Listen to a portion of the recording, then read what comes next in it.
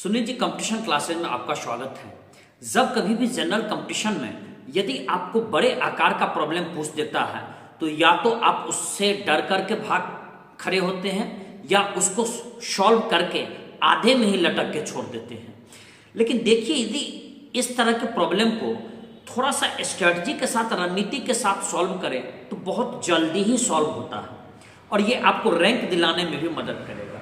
Problem देखो, दिए गए चित्र में ABCD एक आयत है, ABCD आयत जिसकी भुजा AD एक इकाई है, AD एक इकाई, DC दो इकाई, DC दो इकाई, बिंदु A तथा B को केंद्र लेकर के दो चतुर्थांश खींचे गए हैं। अब एक और वृत्त खींचा जाता है जो दोनों आयत को भी स्पर्श करता है, तो छायांकित भाग का क्षेत्रफल ज्ञात करें। इन जो छायांकित भाग है इसका क्षेत्रफल ज्ञात करना है। एक चतुर्थांश ये है वृत्त का, एक चतुर्थांश ये, दो चतुर्थांश, और इस गोले को आप काट के निकाल दे आयत में से, आपका आंसर चला आएगा।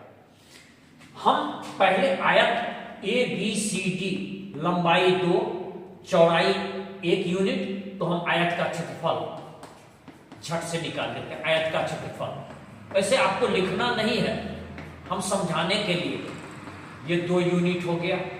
इसके बाद इस चतुर्थांश का रेशियो देखिए, ये त्रिज्या हो गया 1, तो इसका क्षेत्रफल निकालेंगे, ये हमको आ जाएगा पाई, और 1 यूनिट 1 का स्क्वायर जैसे ही हम करेंगे तो ये 1 स्क्वायर, और चतुर्थांश है तो इसको हमने 4 से भाग दे दिया। ऐसा 2 है, एक ये और एक ये, तो हमारा चला आया ये पाई बट्टा में 4। ऐसा 2 है तो इसको हम 2 से मल्टीप्लाई कर देते हैं। 2 से मल्टीप्लाई कर देंगे तो ये हमारा चला आएगा पाई बट्टा 2। इसका भी काम निकल गया। अब हमारा मेन प्रॉब्लम है इसका, इस छोटे वाले वृत्त का निकालना। इसका ध्यान रखिएगा, हमने माना इस छोटे वाले वृत्त की त्रिज्या स्मॉल r, ये हमने माना। अब यहां से एक लंब गिरा देते हैं। इस लंब को हमने गिराया तो हमारा देखिए यहां से पाइथागोरस थ्योरम मदद करने के लिए तैयार आ खड़ा हुआ। इस पाइथागोरस थ्योरम में ये 1 है त्रिज्या, तो ये भी 1, और ये इस छोटे वाले वृत्त की त्रिज्या है, तो ये 1, और इस छोटे वाले वृत्त की त्रिज्या हमको हो गई r। तो हम ये जो विकर्ण है ये हमारा 1 + r है। अब यहां इसकी आधार हम लेते हैं इस समकोण त्रिभुज की, आधार हमारा हो गया 1, आधार का स्क्वायर, यहां लंब हम लेते हैं, ये लंब है। इस लंब को निकालने में थोड़ा सा सचेत रहिएगा, कॉशियस रहिएगा। ये 1 यूनिट है, ये भी 1 यूनिट। इसमें से यदि हम इस r को काट लें, अर्थात ये वाला हमारा हो जाएगा 1 - r, तो ये आधार स्क्वायर और लंब स्क्वायर 1 - r का हम होल स्क्वायर कर देते हैं, तो विकर्ण का स्क्वायर आएगा 1 का स्क्वायर और प्लस में r, विकर्ण 1 + r का होल स्क्वायर चला। पाइथागोरस थ्योरम की मदद से हमने इसको समाधान किया। अब झटपट इसको सॉल्व कर लेते हैं। 1, इसका हम काम किए, 1 r² माइनस में 2r बराबर में हमको आ गया 1, प्लस में r² प्लस में हमको हो गया 2r। हमने कुछ नहीं किया, a - b का होल स्क्वायर और a + b का होल स्क्वायर लगाया। अब जितना कट रहा है उसको हम काटते चलते हैं। 1 से हमने 1 काटा, इसके बाद हम लोग देखते हैं ये r² से हमने r² को कट कर दिया।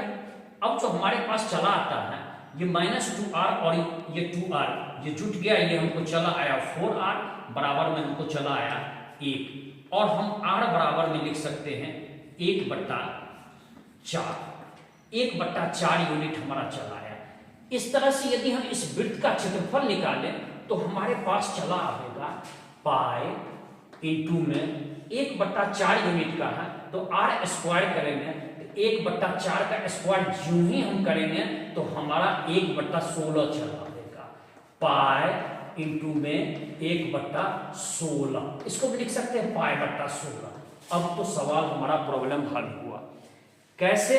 तो हम इस आयत में से घटा देते हैं। आयत हमारा 2 यूनिट है, इसमें से हमने इस दोनों चतुर्थांश को जोड़ दिया। जोड़ने के बाद इन दोनों चतुर्थांश का मान हमारे पास पाई/2 ये आया हुआ है, और फिर इस छोटे वृत्त वाले को, इसको भी हमने जोड़ दिया, और इस दोनों जोड़े हुए पार्ट को जैसे ही हम आयत के क्षेत्रफल में घटावेंगे, ये हमारा आंसर चला देगा 2। और यहां हम 2 16 का एलसीएम 16, 8 पाए, और यहां पर पाए आ गया। हमारा आंसर जो चला आया, फाइनल आंसर 2 - 9 पाई बाय 16।